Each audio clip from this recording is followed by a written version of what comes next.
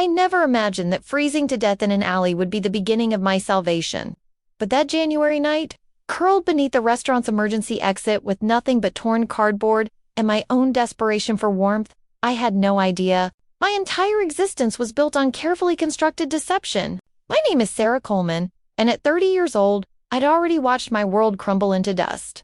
The man I married, Daniel, disappeared with my younger sister Natalie, and together, they didn't just break my heart. They systematically dismantled every foundation of the life I'd spent years building. I thought hitting bottom meant the afternoon I found myself scraping through restaurant garbage for something edible. I was wrong! The real fall came the evening I stumbled through the doors of Hope Haven Shelter, seeking nothing more than a single night's reprieve from the brutal cold. The woman processing new arrivals went rigid the moment she looked at my identification card. Her clipboard clattered to the floor. She stared at my driver's license, then at my face, her expression transforming from routine professionalism to something close to terror.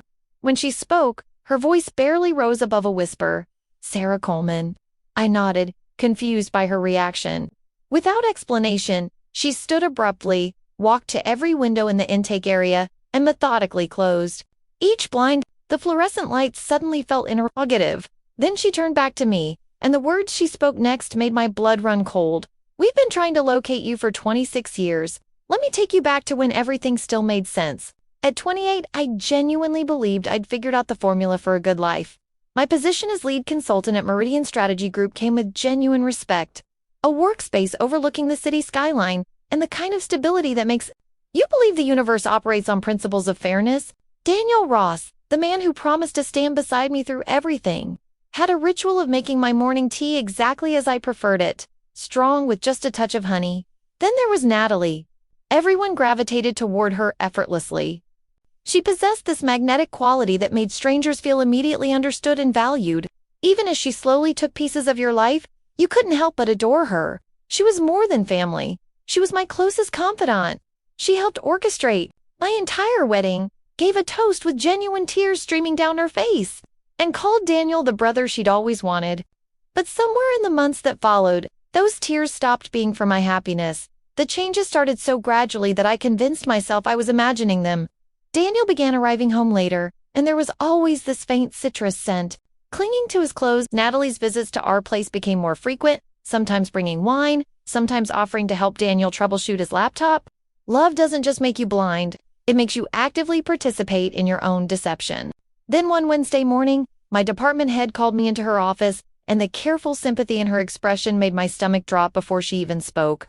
"Sarah, we've received documentation of some serious irregularities in your client accounts. The partners believe it's in everyone's best interest if you take an immediate leave while we investigate."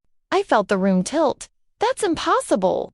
Every report I've submitted has been verified and accurate. She slid a folder across her desk toward me, her movements deliberate and apologetic. I wish I could say otherwise, but the evidence suggests a different story. Inside were fabricated invoices, fraudulent expense reports, all bearing my electronic signature. I grabbed that folder and drove straight home, my hands shaking so violently I could barely grip the steering wheel. I found Daniel and Natalie sitting together in our living room, sharing wine like it was any other evening. Neither of them looked surprised to see me. Neither of them looked guilty. "Please tell me this is some kind of sick joke," I said, throwing the folder onto the coffee table between us. Natalie took a slow sip of her wine, then smiled in that way that used to make me feel protected. "It's not personal, Sarah. You were simply in the way." The casualness of it hit harder than any anger. "Could have in the way of what?" "My future," she said, her tone as smooth as the wine she was drinking. And Daniel still wouldn't meet my eyes. When he finally spoke, his voice carried an edge I'd never heard before. "You've always been too fragile, too emotional to see what's actually happening around you." That night, I packed whatever fit in 2 suitcases, but there was nowhere to go. Within 48 hours, my employment was officially terminated. My company access credentials, laptop, phone, everything shut down simultaneously. The apartment lease, which Daniel had co-signed, was mysteriously voided. By the end of that week, every trace of my professional identity had been erased as efficiently as deleting spam emails. I tried reaching my parents, but Natalie had already poisoned that well. "Sarah's struggling. She must have told them. She's having some kind of breakdown." Because when my mother finally answered my call, Her voice carried that particular strain of someone who's already made up their mind. Sweetheart, maybe you need to focus on getting yourself some help right now. Help. That word echoed through my mind for weeks, following me into the cold silence that became my only constant. Companion! And beneath it all lurked a question that would eventually shatter everything I thought I understood. Who was I before they took it all away? Before my identity became something that could be deleted at the first night I slept in my sedan, I told myself this was just temporary. I still had my credentials, my education, my work history. I still had enough stubborn pride to believe I could rebuild from nothing. But the world doesn't care about your pride or your perfectly formatted resume. 2 weeks in, my car battery died completely. I sat there in the dark, watching frost patterns spread across the windshield like lace, and understood with brutal clarity that no one was coming to rescue me. I sold my wedding ring to a pawn shop for $75. That bought me 3 nights in a motel that smelled like mildew and desperation, plus enough cheap food to keep my stomach from eating itself. When that money disappeared, I started the rotation, walking from shelter to shelter, pretending I was just between living situations, pretending the terror wasn't consuming me from the inside. People imagine homelessness as noise and chaos, shouting on street corners, sirens, visible desperation, but it's not. It's the quietest thing in the world. It's the sound of becoming invisible. You'll learn quickly to avoid eye contact because most people only see what allows them to stay comfortable. A homeless woman in her 20s doesn't fit anyone's narrative. Too messy for sympathy, too young for the pity reserved for the elderly. One evening I was standing outside a supermarket. When someone said my name, Sarah, I turned and my entire body went cold. It was Mrs. Henderson, someone I'd worked with on a major client project at Meridian. "Oh, honey," she said softly, her eyes traveling from my unwashed hair to my stained jacket. "I heard what happened.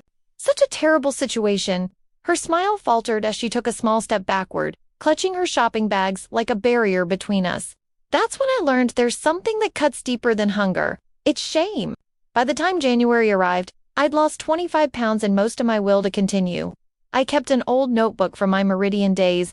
Late at night, I'd flip through those pages, tracing my own handwriting, trying to remember the woman who used to lead strategy meetings and negotiate contracts. She felt like someone I'd read about in a book. Then came the blizzard. The temperature plummeted to 12 degrees and my car had been towed weeks earlier. I tried to survive under a loading dock behind a restaurant, using trash bags as insulation. Against the wind, I remember thinking, quite clearly, if I fall asleep now, maybe I just won't wake up. Maybe that would be easier. A voice pulled me back. "You'll freeze to death out here, child." An older woman in a burgundy coat stood over me, her breath forming clouds in the frozen air.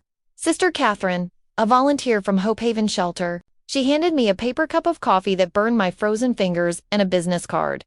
"Go to this address. They'll take you in. No judgment, no questions." I stared at that card for a long time. Hope Haven Shelter, 1847 Madison Avenue. The name felt like mockery. Hope wasn't something I believed existed anymore. But when I woke the next morning, my fingers had turned a terrifying shade of blue, and my entire body was shaking uncontrollably. I didn't have the energy left to argue with fate, so I walked. 4.5 miles through dirty snow and ice.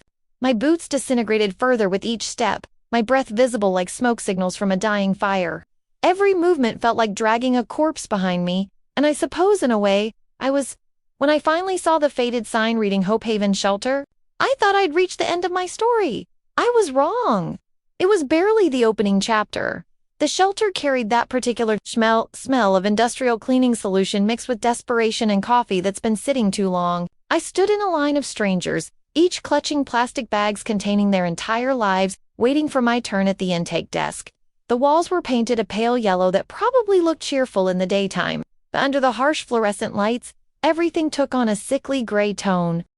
When I finally reached the front of the line, the woman behind the desk offered an automatic, professional smile. Her name tag read Linda Brennan, intake coordinator.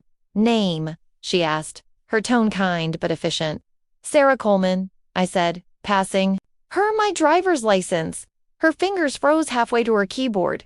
The smile disappeared completely. She looked at her computer screen, then at me, then back at the screen, like she was working through a puzzle she desperately didn't want to solve. Date of birth. Her voice had changed. March 15th, 1995. Her pupils dilated, visibly. In place of birth, Seattle, Washington. She swallowed hard enough that I heard it. Could you wait here for just a moment, please? Before I could respond, she stood so quickly her chair crashed backward into the wall.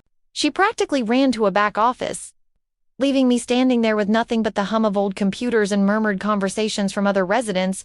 Someone behind me muttered, "Guess they found something interesting in your file." I tried to smile, but my heart was slamming against my ribs. Then I heard it, the distinct click of a door being locked from the inside. Linda returned less than a minute later, her face drained of color, her hands visibly trembling. She walked to each window systematically, pulling down every blind. The room darkened. People started shifting nervously, whispering to each other. "Ma'am," I said, my throat tightening. "Is something wrong?" She didn't answer. Instead, she picked up the phone, and her voice dropped to an urgent whisper I could barely hear. "This is Intake Station 7, Authorization Code 12, Delta 6. We found her. Sarah Coleman, confirmed." A pause while she listened. "Yes, I'm absolutely certain. Implementing lockdown protocol now." My stomach felt like it was falling through the floor. Found me? What does that mean? Found me for what? Linda hung up slowly, her eyes never leaving my face. She sat down across from me, folding her shaking hands together on the desk. "Sarah," she said carefully, "I need you to remain calm. Do you have any reason to believe someone might be looking for you?" I almost laughed. "I'm homeless. Nobody's looking for me. I'm nobody." Linda blinked rapidly, then reached into a locked drawer and pulled out a manila folder sealed with red tape. On the front, I caught the words, "Genesis Program, Subject 7. Classified before she opened it. Inside was a photograph of a small child, maybe 3 years old, with a distinctive crescent-shaped birthmark on her left shoulder blade. The exact same birthmark I'd had my entire life. Linda's voice shook as she spoke. "Sarah, according to this file, you're not supposed to exist. You were declared dead 26 years ago." The room seemed to spin. My hands went completely numb. "That's impossible," I whispered. But Linda just looked at me with an expression somewhere between fear and wonder, and spoke the words that made my lungs forget how to work. "We've been searching for you for 26 years. For several seconds, I couldn't form words. My brain felt disconnected from reality. "You're joking," I finally managed. "This has to be some kind of horrible mistake." Linda didn't smile. She slid the folder toward me, her trembling fingers leaving faint marks on the manila surface. "Please look for yourself." Inside was a birth certificate. Name, Rachel Monroe. Date of birth, March 15, 1995. Mother, Dr. Catherine Monroe, geneticist, Genesis Research Institute. Father, classified. My mouth went dry. "That's my birthday." Linda nodded slowly. "I know." She turned another page. A photograph of a toddler with a crescent birthmark on her left shoulder blade. My shoulder, my birthmark. I slammed the folder. Shut. My hands shaking. "This is insane." "My parents are Robert and Jennifer Coleman. I grew up in Seattle. I went to Riverside Elementary School." Linda leaned forward, her voice gentle but steady. "Sarah, those weren't your biological parents. They were your guardians, assigned to protect you. Your mother, Dr. Catherine Monroe, worked for a classified government project called Genesis. 26 years ago, there was a catastrophic laboratory explosion. 3 confirmed dead, 1 child missing and presumed dead. That child was you." Stood up, shaking my head violently. No, I'm not some experiment. I'm just the words wouldn't form." Linda reached across the table and pressed something into my palm, a silver locket, tarnished with age. Inside was a tiny photograph, a young woman in a white lab coat, dark hair pulled back, smiling down at an infant who had my eyes. She left this behind, Linda said softly. It was recovered from the laboratory ruins. I felt dizzy, the walls closing in from all sides. "You're telling me my entire life, my name, my parents, every memory I have is fabricated?" Linda's eyes filled with tears. "Not fabricated. Protective. Your mother was trying to save you." I sank back into the chair, my pulse thundering in my ears. Save me from what? Why me? What was she protecting me from? Before Linda could answer, her phone buzzed. She answered, her expression tightening with each second. "Understood," she whispered, then hung up. "They're on their way," she said. "Federal agents, 2 teams, 1 official, 1 not. Some of them want to protect you. Others ... double quotes." She didn't finish. A chill ran through my entire body. "Others what?" "Others might want to eliminate you." I gripped the folder so tightly at the edge, cut into my palm. "You said she worked for the government. What exactly did she do? Linda hesitated, then opened another section of the file. Pages filled with dense medical terminology and biological diagrams. Your mother was part of a classified biogenetic immunity program. They were attempting to create enhanced children, individuals resistant to disease, accelerated healing, extended lifespans. There were 8 test subjects. 7 died before their 5th birthday. My voice came out barely above a whisper. And the 8th? Linda looked at me, her eyes shimmering with unshed tears. You, she said, you were the only success. But your mother destroyed the entire program to prevent them from replicating what she'd created. She faked your death and hid you with the Colemans. I stared at her, the weight of it pressing down until I could barely breathe. My name, my life, my entire existence, just a cover story. And somewhere out there, the people who'd created me had finally tracked me down. Linda turned another page, revealing a series of black and white photographs. Sterile laboratory rooms, chrome examination tables, infants in incubators marked with numbers instead of names. I felt my stomach twist violently. These are the original files from the Genesis project, she said quietly. Your mother, Dr. Catherine Monroe, was the lead scientist. She believed she was developing a cure for genetic disorders, creating stronger immune systems, faster cellular regeneration, resistance to toxins and diseases that killed millions. Her voice dropped. But when she discovered the project was being sold to private military contractors, everything changed. They didn't want to save lives. They wanted to weaponize them. They wanted to own them. I stared at one photograph in particular, a woman in a lab coat holding an infant, her expression full of fierce love and terrible fear. That's her, I whispered. That's my mother. Linda nodded. When Dr. Monroe realized what was happening, she destroyed everything. Research files, samples, the entire laboratory. 3 people died in that explosion. Everyone assumed she died too. And the last recorded evidence of her daughter, of you, was that night. My chest felt like it was being crushed. She died trying to protect me. Linda's eyes glistened. Yes. She left a note for whoever found you. It said, raise her as your own. Never let her discover what she is. Never let them find her.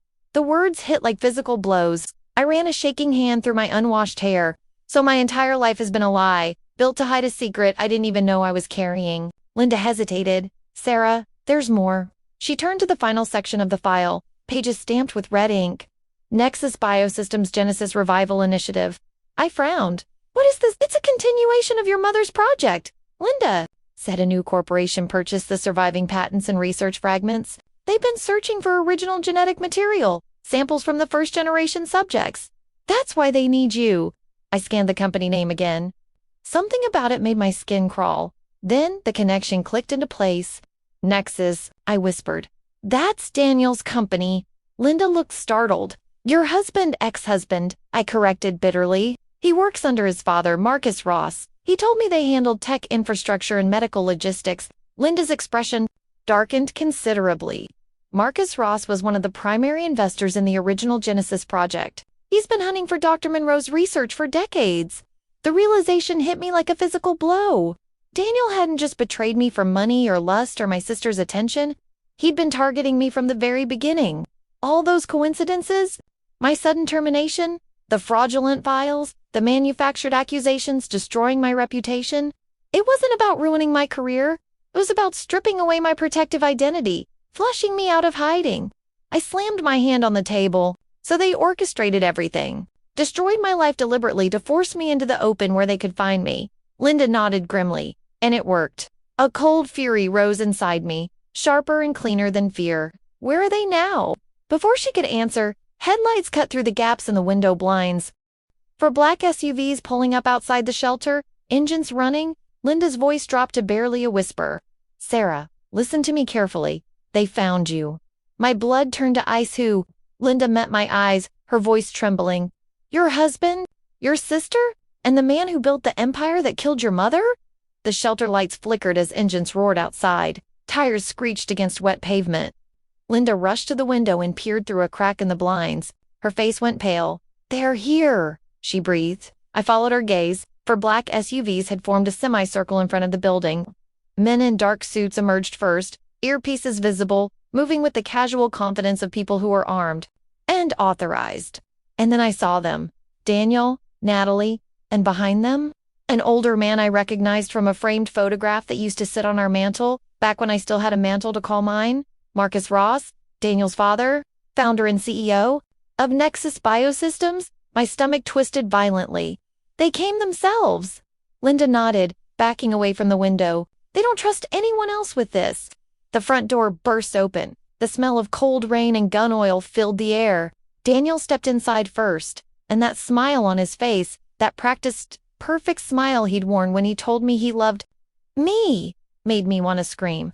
"Sarah," he said softly, like we were meeting for coffee. "You've caused quite a situation." I stared at him. "You destroyed my entire life." He had the audacity to chuckle.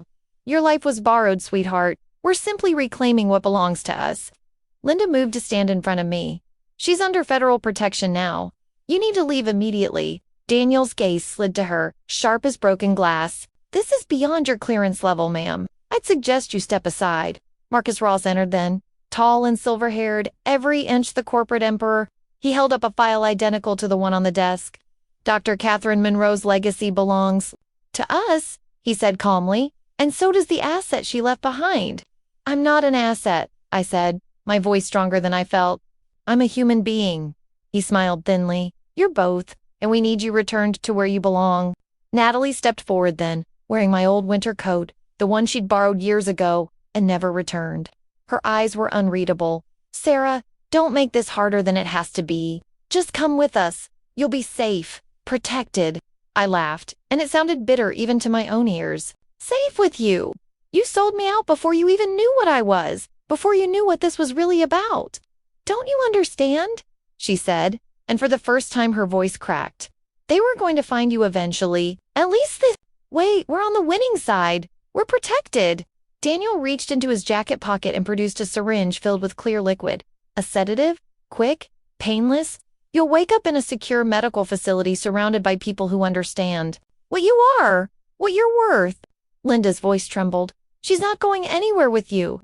He smirked. "And who exactly is going to stop us?" That's when the shout came from the hallway behind us. "Federal agents! Step away from her now." The world exploded into chaos. Agents poured through the side entrance, black tactical vests, weapons drawn, red laser sights dancing across the room like deadly fireflies. Daniel spun around, and I saw a gun appear in his hand. Linda grabbed my wrist and yanked me behind the intake desk as bullets cracked through the walls, splintering wood and shattering glass. "Move!" she screamed. We crawled toward the rear, exit on our hands and knees, broken glass raining down around us like deadly snow. I could hear Daniel yelling over the gunfire. "We need her alive! Do not kill her!" A bullet grazed my upper arm, a searing line of pain followed by warmth spreading down my sleeve. I bit back a scream, kept crawling. Linda kicked open the back door, shoving me into the alley. Rain poured down in sheets. Sirens wailed in the distance, getting closer. A black SUV screeched to a halt directly in front of us, blocking the alley. The driver's door swung open and a man stepped out, tall, wearing a long coat that flapped in the wind, a badge glinting at his belt. "Director Cameron Hayes, Miss Coleman," he barked.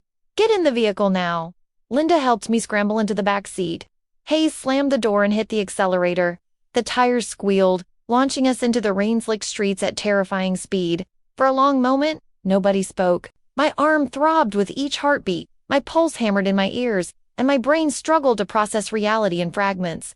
Finally, I whispered, "What am I?" Hayes's eyes met mine in the rearview mirror.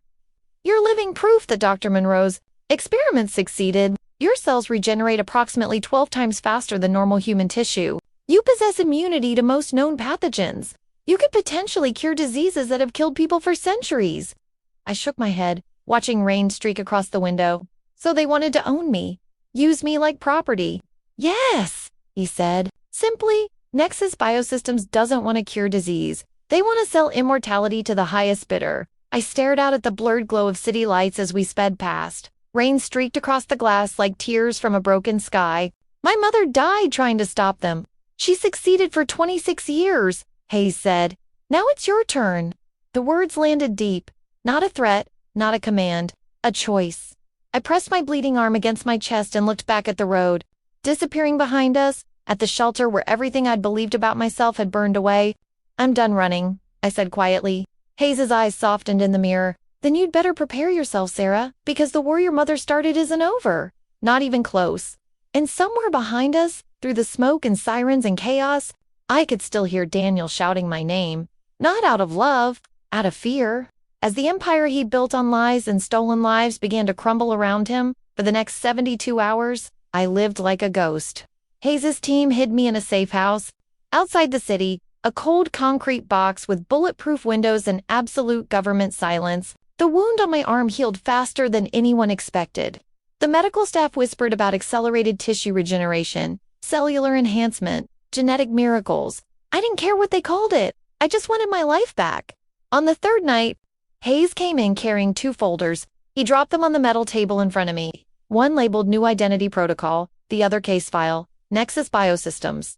You have a choice, he said. You can disappear completely. New name, new country, new life. Never look back. Or you can help us finish what your mother started. I stared at the Nexus file. Daniel, Natalie, Marcus. Every face I hated. Every betrayal I'd bled for, staring back at me in black and white documentation. What if I choose something else? I asked quietly. Hayes frowned. What do you mean? Option 3, I said. He said my mother fought to stop them. I'll finish it completely. He studied me for a long time before nodding once. Then we make it official. 6 months later, Sarah Coleman was dead. The news report said I'd been killed during the Hope Haven incident. Caught in the crossfire, a closed casket funeral followed. A few former colleagues from Meridian attended. My parents came, looking aged and confused. And Natalie was there too, clinging to Daniel's arm, pretending to grieve. They didn't know I was standing across the street, hidden beneath a black umbrella, watching my own burial. When the casket was lowered into the ground, Natalie pressed her face into Daniel's shoulder. He whispered something that made her laugh. Quietly, I smiled grimly. The obituary described me as a promising young professional taken too soon. I wanted to believe that was true. That part of me really had died that night at the shelter. Because the person who replaced her had a different name, a different purpose, and absolutely nothing left to lose. I became Victoria Grant, a consultant, specializing in biomedical compliance and logistics, an identity crafted meticulously by Hayes' division, complete with credentials, advanced degrees, and a resume designed to attract the corporate elite. 3 months later, Nexus Biosystems hired me personally. I reported directly to Marcus Ross himself. Nexus headquarters was everything I remembered about power and money, glass, steel, and quiet intimidation. I moved through it like a ghost, smiling, shaking hands, listening carefully to every conversation. Daniel didn't recognize me at all. My hair was shorter and lighter, my eyes hidden behind colored contacts, my voice carefully modulated, controlled. But there was one moment, one brief flicker when his gaze lingered just a second too long, and I saw a shadow of doubt cross his face. That doubt was enough to keep me sharp. Within weeks, I had complete access to Project Genesis Revival. The files were worse than anything I'd imagined. Illegal human experimentation, organ harvesting from unwilling subjects, genetic replication. Attempts they weren't just trying to recreate my mother's work, they were trying to mass produce it, to create a market for enhanced humans. Every night, I encrypted the data and transmitted copies to Hayes' team. But exposure wasn't enough. I needed them to feel the collapse personally. The perfect opportunity came during Nexus's annual research gala, a glittering masquerade of billionaires and empty promises. I wore a black gown and a silver mask, my heart pounding beneath layers of practiced calm. Daniel was there, of course, polished, confident, feeding carefully crafted lies to investors with deep pockets. Natalie stood beside him in an emerald dress, her smile stretched thin, her eyes hollow. When I approached them, Daniel turned, his voice warm and completely unguarded. "Can I help you, miss?" I tilted my head slightly. "You already did." A long time ago, the color drained from his face like water from a broken glass. "Sarah, ... I smiled. Not quite, but close enough. Before he could speak, sirens wailed outside. The ballroom door slammed open as federal agents flooded in. Gasps rippled through the crowd like a wave as badges flashed and cameras began capturing everything. Marcus Ross' voice boomed through a loudspeaker. "You are under arrest for crimes against humanity, illegal genetic experimentation, corporate conspiracy, and multiple counts of murder." Chaos erupted instantly. Marcus tried to push through the panicking crowd, but agents swarmed him from every direction. Natalie screamed as they forced Daniel to his knees, his expensive suit pressed against the marble floor. I stepped forward slowly, standing over him as the handcuffs clicked shut around his wrists with that distinctive metallic sound. He looked up at me, and I saw disbelief, guilt, maybe even genuine regret flickering behind his eyes. "You destroyed me," I said softly, just loud enough for him to hear over the chaos. "But you also made me stronger than you could have imagined. You gave me purpose." Daniel's voice broke. "Sarah, please. We can fix this." "We can." I leaned close enough that only he could hear my next words. "You took everything from me. My name, my life, my identity. Now, you'll live with nothing. And you'll spend every day in prison knowing you created your own destruction." Then, I turned away, the sound of sirens and shouting swallowing his final, desperate plea. By midnight, Nexus Biosystems was in ruins. The arrests made international headlines. The government seized all corporate assets. Hayes's division declassified the evidence methodically, and every survivor of the illegal human trials received justice, medical treatment, and compensation. The Genesis research was restored, but this time run for healing, not profit. Standing in the rain outside the gala venue, watching emergency vehicles light up the night, I felt the first real breath of freedom I'd taken in years. I wasn't Sarah Coleman, the betrayed wife.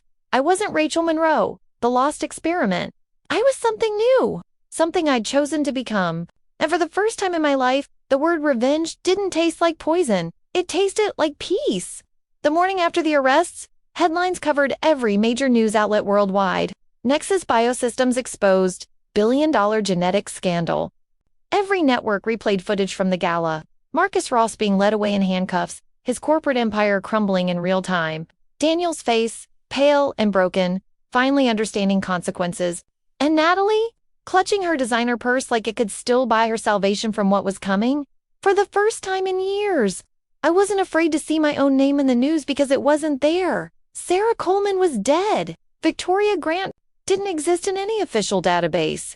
I was invisible in the best possible way. Free.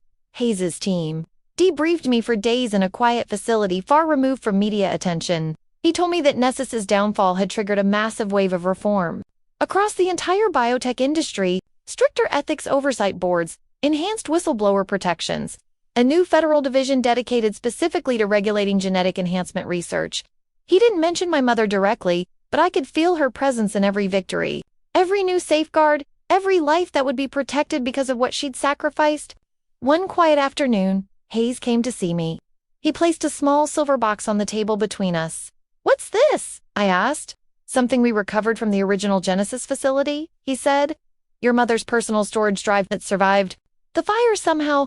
Inside was a simple USB drive and a folded note, the paper yellowed and fragile with age. My hands trembled as I carefully opened it. The handwriting was elegant, precise. The ink faded but still legible. "If you are reading this, my Rachel, it means you survived. It means you lived. Forgive me for the lies, the fear, the danger I've placed you in. I could not save the world from itself, but perhaps you can do what I could not. Do not let them use you. Do not let them turn life into property, turn healing into weaponry. You were created for healing, not for war. You were made from love, not ambition." Tears blurred the words completely. I pressed the note against my chest, whispering, to a ghost I'd never known but always carried, "I made it, Mom. And I won." Months passed, the world moved forward. Marcus Ross was sentenced to life imprisonment for crimes against humanity. Daniel received 23 years for conspiracy, fraud, and being an accessory to illegal human experimentation. Natalie, desperate and cornered, testified against them both in exchange for immunity. The last I heard, she was living alone in a small apartment in Milwaukee, waiting tables at a diner, a ghost of the woman who once stole my entire life. As for Linda Brennan, the intake coordinator who'd recognized me that night, she refused. Every interview, request, and media appearance, she simply went back to her work at Hope Haven Shelter, doing what she'd always done. The government awarded her a medal for her role in exposing Nexus. She never mentioned it to anyone. When I visited her one evening months later, she just smiled and said something I'll never forget. "You were never lost, Sarah. You were just waiting to be found, waiting to find yourself." I left an envelope on her desk before I left, a donation, large enough to rebuild the shelter 3 times over, signed only for those who need a second chance. The Genesis program was reborn, but not as a weapon, as a global initiative for legitimate medical advancement, transparent, and ethical. The technology that once nearly destroyed me now treated children with terminal genetic disorders, veterans with catastrophic injuries, patients who'd been told there was no hope left. Every time I saw a news segment about a child cured of a disease once thought incurable, about a life saved by breakthrough treatment, I felt my mother's presence. Her research had finally become exactly what she'd intended it to be: mercy, not manipulation; healing, not profit. Now I live in the shadows again, but not hiding, watching, protecting. I travel between research facilities under the name Victoria Grant, coordinating ethical oversight for experimental treatments, making sure no one else's mother has to make the choice mine did. Some nights I still dream of the woman in the white lab coat, smiling through smoke and flames, handing her child to safety, choosing love over ambition, choosing my life over her own. I don't know if I'll ever stop moving completely, ever settle into one identity permanently, but maybe I don't need to. Because running, searching, surviving led me here, to truth, to purpose, to freedom I chose for myself. Sometimes when I walk past Hope Haven Shelter, I stop at the door and just listen. The voices inside, the laughter mixed with tears, the second chances being handed out like blankets on a cold night, the sound of people being seen when the world tried to make them invisible. And I remember the night I first walked through those doors, soaked to the bone, starving, broken into pieces I didn't think could ever be put back together. The moment Linda locked that door, looked at my identification, and whispered those impossible words: "We've been searching for you for 26 years. I used to think that night destroyed me, shattered everything I'd built and believed. Now I know the truth. It was the moment I was reborn." We spend our entire lives running from pain, from truth, from the things that break us open. But sometimes pain is exactly what shows us who we truly are beneath all the lies we've been told, all the identities we've worn. My name was Sarah Coleman. Before that, Rachel Monroe. Now it doesn't matter what anyone calls me. What matters is this single truth: I was never just a failed experiment. I was never just a broken woman sleeping behind dumpsters. I was never just a ghost of someone else's ambition. I am proof that even when they take everything, even when they burn your life to ashes, even when you're sleeping in alleys praying the cold doesn't kill you, you can still rise. You can still fight back. You can still win. And that's a power no one can ever take away.